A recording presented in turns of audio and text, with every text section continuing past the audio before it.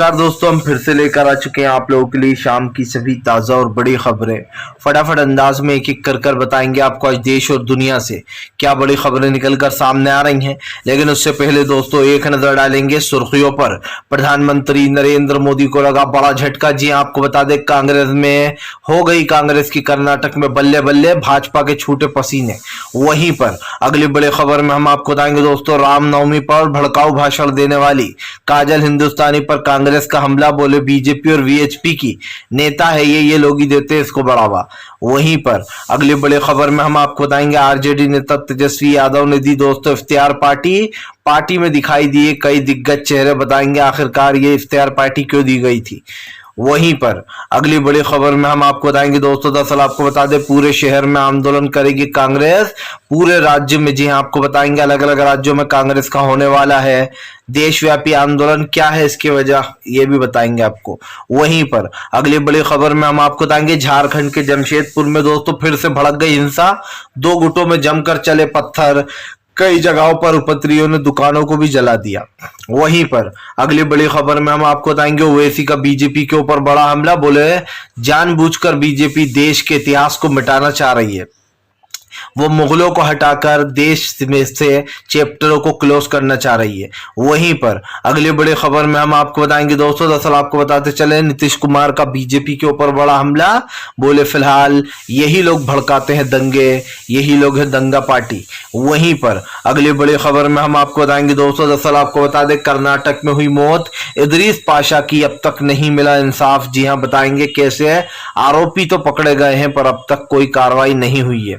वहीं पर अगली बड़ी खबर में हम आपको बताएंगे दोस्तों, दरअसल आपको बताते चले हैं यूपी में बुलडोजर के डर से, आप समझिए दोस्तों, एक मुस्लिम व्यक्ति और दो बच्चों ने जहर खा लिया कि तुम्हारे घर पर बुलडोजर चलेगा। बताएंगे आखिरकार क्या थी इसकी वजह। वहीं पर गुलाम नबी आजाद के दोस्तों बदले सुर। बोले मोदी जी भी चाहते हैं कि कांग्रेस रहे। बताएंगे गुलाम नबी आजाद दोस्तों बीजेपी की दलाली क्यों करने लगे।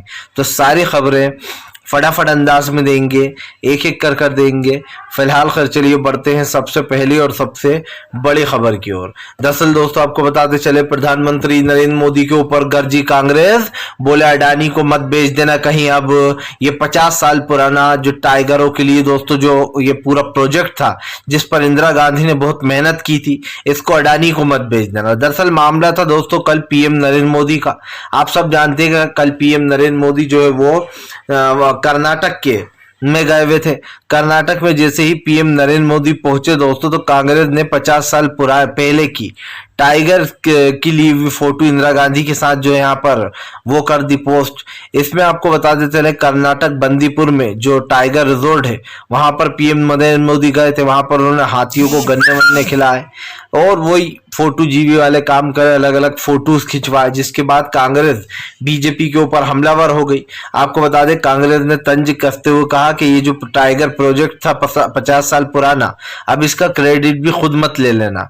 यही नहीं, कांग्रेसियों ने इंदिरा गांधी की एक पुरानी तस्वीर पोस्ट की दोस्तों, जिसमें इंदिरा गांधी जो है टाइगर के बच्चे को लिए हुए बैठी हुई हैं। आपको बताते चलें ये 50 साल पुराना प्रोजेक्ट है जिस पर बहुत काम किया गया है। लेकिन दोस्तों कल नरेंद्र मोदी जिस तरीके से एक के बाद एक फोटोज ले रहे थे, ऐसा लग रहा था जैसे सारा क्रेडिट खुद ही ले लेंगे।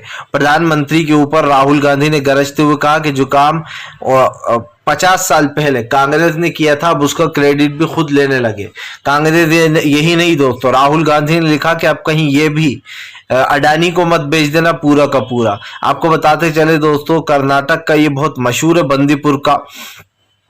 सबसे बड़ी बात यह है दोस्तों कि यहाँ पर फिल्मों की शूटिंग भी हो चुकी है और ये कह सकते हैं दोस्तों कि ये एक ऐसी जगह है, वन विभाग है, जहाँ पर लोग खूब देखने जाते हैं। क्योंकि आप समझिए ये कर्नाटक चुनाव में इसका एक बहुत बड़ा रोल है दोस्तों। पीएम नरेंद्र मोदी कल जो बंदीपुर में एक के बाद एक तस्वीरें खिंचवा रहे थे, इससे उनका सिर्फ एक ही मकसद था कि आने वाले कर्नाटक के चुनाव में मुझे फायदा मिले। जहाँ पीएम नरेंद्र मोदी को कैमरा दिख जाता है वहीं पर पोस्ट देने लगते हैं। सबसे बड़ी बात यह दोस्तों कि बंदीपुर में कल जब पोस्ट दे रहे थे तो कांग्रेस ने भी हमला कर दिया कि भैया ये सब तो ठीक है लेकिन अडानी को ये भी मत बेच देना। क्योंकि दोस्तों आज देश के आप समझिए सारी चीजें ऑलरेडी बिक चुकी हैं, रेलवे स्टेशन, हवाई अड्डे, पेट्रोल टैंक, तमाम चीजों के साथ अडानी के साथ सौदे हो चुके हैं। फिलहाल चलिए बढ़ते हैं एक और अगली बिग ब्रेकिंग की तरफ। बता दोस्तों अगली जो बड़ी खबर निकल कर आ रही, तेजस्वी यादव के घर पर हुई इफ्तियार पार्टी तो बीजेपी को लगने लगी मिर्ची। आपको बता दें दोस्तों, जब जब तेजस्वी यादव हो या नीतीश कुमार, हर रमजान में ये सब के सब अपने घर पर इफ्तियार पार्टी देते हैं। इफ्तियार पार्टी देने पर दोस्तों बीजेपी को बहुत बुरा लग जाता है। बीजेपी कहती है कि भैया ये तो एक स्टंट कर रहा है, यानी कि ये एक जो है स्टैंड है इनका, ताकि ये मुस्लिमों के वोट ले पाए। आपको बताते चले दोस्तों, ये हमेशा से ये वो प्रथा चली आ रही है कि जो है तेजस्वी यादव, नीतीश कुमार सब लोग अपने घर पर इफ्तियार पार्टी देते हैं। अब परसों जो है वो नीतीश कुमार के यहाँ पर थी और कल तेजस्वी ने अपने घर पर इफ्तियार पार्टी दी थी। पार्टी में आपको बता दें चिराग पासवान, नीतीश कुमार और तमाम बड़े जितने भी नेता थे वो सब शामिल हुए बिहार के। ऐसे में आपको बता दें तेजस्वी यादव ने कहा कि ये लोग इसको इफ्तियार पार्टी कहते हैं, लेकिन ये पार्टी नहीं है, ये सामाजिक कार्यकर्ता। आपको बताते चले उन्होंने कहा कि ये जो दी जाती है इसको पार्टी इसलिए नहीं बोला जा सकता क्योंकि रोजगारों के लिए जो है यहाँ पर हम करते हैं और ये कहीं ना कहीं एक इबादत होती है। आप समझिए दोस्तों तेजस्वी यादव कितनी अच्छी बात कर रहा है कि ये एक पार्टी नहीं, ये एक तरीके से इबादत होती है उन लोगों के लिए जो लोग रोजगार होते हैं। तेजस्वी यहीं पर नहीं रुके। तेजस्वी यादव ने कहा कि बीजेपी तो हर चीज पर बोल ही ती रहती है, उसको कुछ समझ में नहीं आता, उसके हिसाब से हम ये मुसलमानों को रिझाने के लिए करते हैं। आपको बता दें तेजस्वी ने कहा कि ये बहुत लंबे समय से होता आ रहा है और बीजेपी खुद लोगों का यूज करती है दोस्तों, सब जानते हैं। हिंदू मुसलमान करना, मंदिर मस्जिद करना, तमाम चीजों पर तमाम उस पर बहस करना। उसके बाद भी अगर बीजेपी ये कहे कि भैया सामने वाली पार्टी जो है वो एक प्ले कार्ड खेल रही है, जानबूझकर मुस्लिमों के वोट पाना चाहती है इसलिए इफ्तियार पार्टी दी, ऐसा बिल्कुल नहीं है दोस्तों, क्योंकि ये चीज हमेशा से होती आ रही है और आगे भी होती रहेगी। चलिए बढ़ते हैं एक और अगली बिग ब्रेकिंग की तरफ। बता दोस्तों अगली जो बड़ी खबर निकल कर आ रही है, आपको बता दोस्तों रामनवमी पर भड़काऊ भाषण देने वाली काजल हिंदुस्तानी फाइनली गिरफ्तार हो गई। लेकिन ये कैसे गिरफ्तार हुई दोस्तों, जब इस पर खूब दबाव डाला गया तब ये गिरफ्तार हुई है। आपको बताते चले दोस्तों रामनवमी के दिन इसने मुस्लिमों को लेकर एक जो यहाँ पर बहुत ही जहरीला बोल बोला था। अब ये काजल अग्रवाल दोस्तों जो है वो गिरफ्तार हो गई है। आपको बताते चले दोस्तों ये अपने आप को सामाजिक कार्यकर्ता बताती है, लेकिन ये वीएचपी, विश्व हिंदू परिषद, बजरंग दल, इन जैसे संगठनों के साथ जुड़ी हुई है। यही नहीं दोस्तों, मुसलमानों के खिलाफ आए दिन विवादित बयान देना ये काजल अग्रवाल का जो यहाँ पर पेशा बन चुका है। अपने आप को जो यहाँ पर कार्यकर्ता बताती है। आप समझिए सामाजिक कार्यकर्ता। क्या सामाजिक कार्यकर्ता ऐसे होते हैं दोस्तों कि वो लोग जो यहाँ पर हेट स्पीच दें, और अब इनको इसीलिए काजल हिंदुस्तानी को इसीलिए गिरफ्तार किया गया है दोस्तों क्योंकि ये लगातार नफरत फैला रही थी। गुजरात में इसकी गिरफ्तारी हुई है। यही नहीं, इसके ऊपर ये भी आरोप है कि ये हेट स्पीच में इन्होंने सारी हदें पार कर दी। अब इनको न्याय की हिरासत में भेज दिया गया है दोस्तों। कोर्ट ने बड़ा झटका दे दिया इनको। हालांकि हम आपको बता दें दोस्तों, कांग्रेस ने ये आरोप लगाया कि काजल अग्रवाल जो है ये काजल हिंदुस्तानी जो है दोस्तों ये बीजेपी की ही नेत्री एक तरीके से।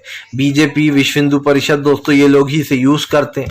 जाहिर सी बात है कि अब ये लोग ही फंसते हुए नजर आ रहे थे, इसलिए उसको जेल में भेज दिया गया है। लेकिन साफ है दोस्तों, मुसलमानों के खिलाफ जहर उगलना, मैं उन शब्दों को बोलना नहीं चाहता हूं जो इसने बोला था। इसलिए नहीं बोलना चाहता हूं दोस्तों कि अगर मैं भी वही शब्द रिपीट करूंगा जो काजल हिंदुस्तानी ने बोले मुस्लिमों के लिए, वो गलत होगा। जाहिर सी बात है इन लोगों के मुंह में दोस्तों जहर भरा पड़ा है, लेकिन हम उन चीजों को नहीं दोहराएंगे जो ये लोग आए दिन मुस्लिमों भाइयों के खिलाफ जहर उगलते रहते हैं। चलिए बढ़ते हैं एक और अगली बिग ब्रेकिंग की तरफ। बता दोस्तों सड़क से संसद तक कांग्रेस का हंगामा, पूरे शहर में कांग्रेस करेगी रोष प्रदर्शन। जी हाँ, आपको बता दें दोस्तों राहुल गांधी के समर्थन में अब कांग्रेस फिर से एक बार देशव्यापी आंदोलन करेगी। जगह जगह कांग्रेस भारतीय जनता पार्टी के खिलाफ चुनाव से पहले मोर्चा खोलेगी। दरअसल दोस्तों आप सब जानते हो कि बहुत जल्दी जो है यहाँ पर चुनाव आने वाले हैं और इस चुनाव में दोस्तों ये फैसला हो जाएगा कि आखिरकार कौन बाजी मारने वाला है, क्योंकि दोस्तों ये सेमीफाइनल है। इसके बाद डायरेक्ट फाइनल की बारी आ गई है। 2024 में लोकसभा चुनाव होंगे। उससे पहले दोस्तों आपको बता दें कई जगहों के चुनाव जीतने के लिए कांग्रेस ने अपनी रणनीति बनाई है। बीजेपी उस रणनीति पानी फेरना चाहती है। लेकिन दोस्तों अब आपको बताते चले जिन राज्यों में चुनाव होने वाले हैं वहां पर बीजेपी लगातार एक एक कर जो है यहाँ पर भड़काऊ भाषण दिलवा रही है, दंगे आगे फैलवा रही है ताकि उसका फायदा बीजेपी को हो सके। अब दोस्तों सबसे बड़ी बात यह है कि कांग्रेस ने फैसला किया है कि वो बीजेपी के खिलाफ जो राहुल गांधी के साथ अन्याय हुआ है, जो उनको संसद से निकाल दिया गया, 2 साल की सजा सुनाई गई, अडानी वाले मुद्दे पर नहीं बोलने दिया गया, इसको लेकर कहीं ना कहीं काफी गुस्से में नजर आ रहा है। और ये बात साफ है दोस्तों, कांग्रेस ही अब सड़क पे उतर चुके हैं। जब कांग्रेस सड़क पे उतरती है दोस्तों तो कोई दिखाई नहीं देता, सड़क से संसद तक सिर्फ कांग्रेस का ही हंगामा दिखाई दे रहा है। कांग्रेस की चाहे दोस्तों पद यात्रा हो या फिर राहुल गांधी की भारत जोड़ो यात्रा इससे पहले हो, हर जगह इस वक्त राहुल गांधी ही छाए हुए हैं। जाहिर सी बात है, लोगों के दिमाग में बार बार ये बात आती है कि राहुल गांधी की सदस्यता रद्द क्यों की गई। और दोस्तों इससे क्या होता है, लोगों की एक सहानुभूति जो है वो राहुल के साथ जुड़ जाती है। बीजेपी ने अपने पैरों पर कुल्हाड़ी बांध ली।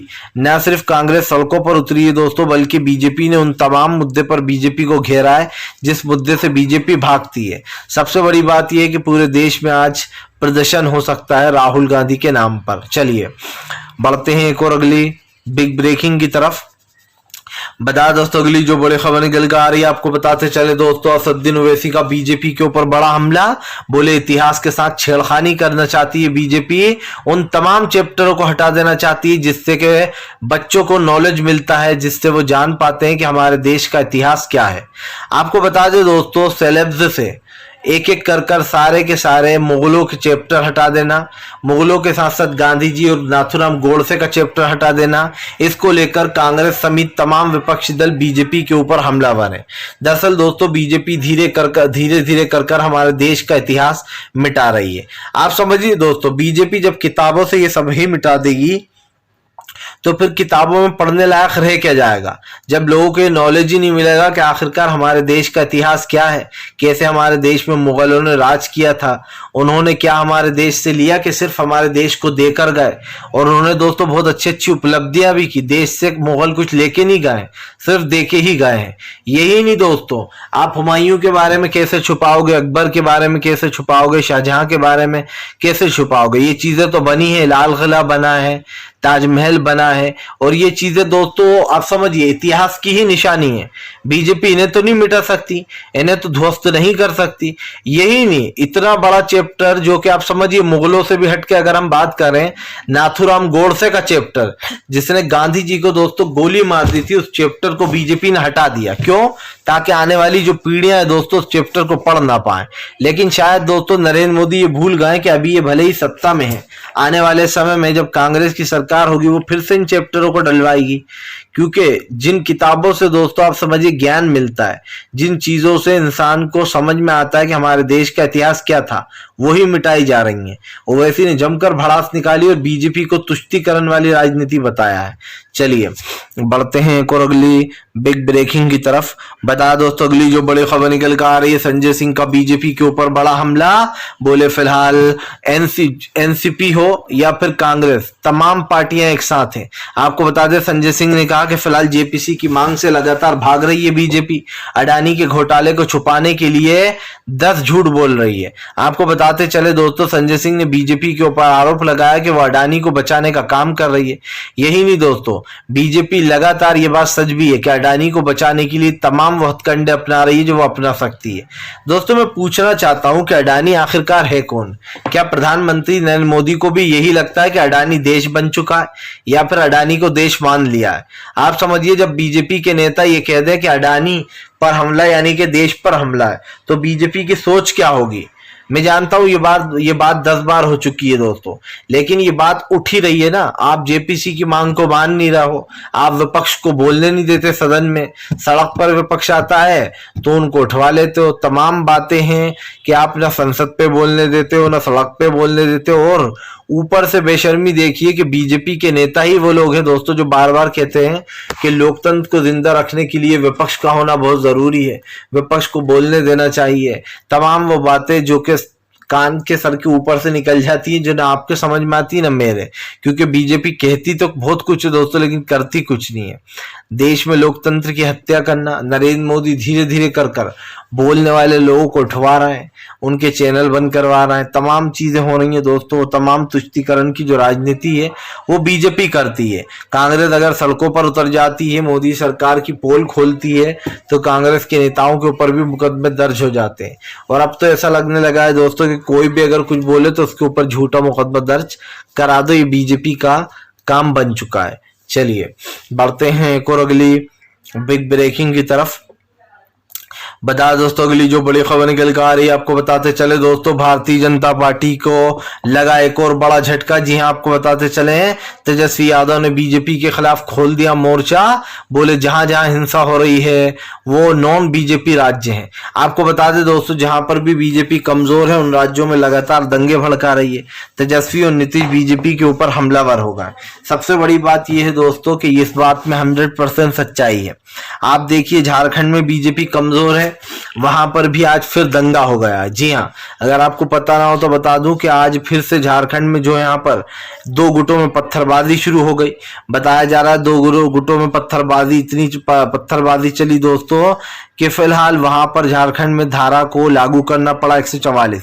बताया जा रहा है कि फिलहाल जमशेदपुर जो है दोस्तों, वहां पर 2 गुट आपस में भिड़ गए। अब आप जमशेदपुर नाम समझ ही गए, मुस्लिम इलाका है।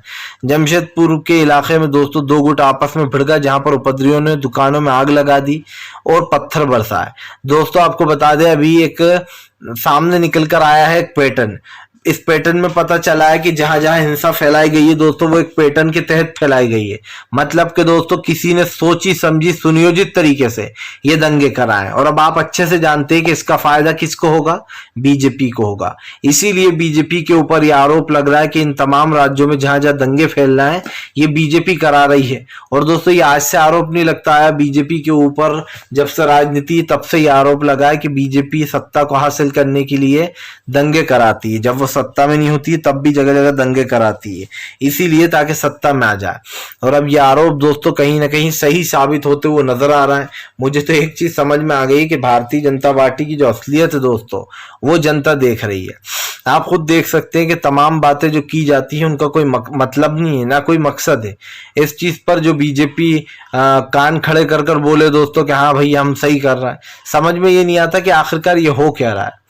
फिलहाल बीजेपी दोस्तों कुछ भी करे, लेकिन जनता ने एक चीज ठान ली है कि भारतीय जनता पार्टी का जो झूठ है दोस्तों वो देश के सामने आकर रहेगा।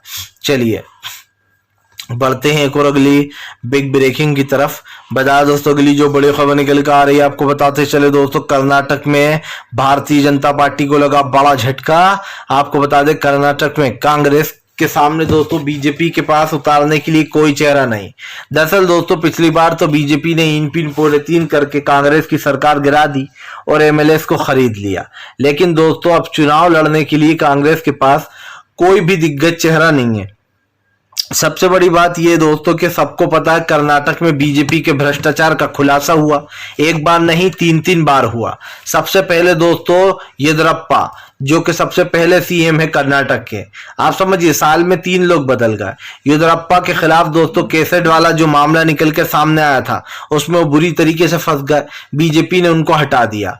यही नहीं, येदियुरप्पा के बाद दोस्तों ईश्वरप्पा आए, ईश्वरप्पा के ऊपर 40% कमीशन का आरोप लगा। उसके बाद ईश्वरप्पा को भी पार्टी से बाहर का रास्ता दिखा दिया गया, उस पद से हटा दिया गया।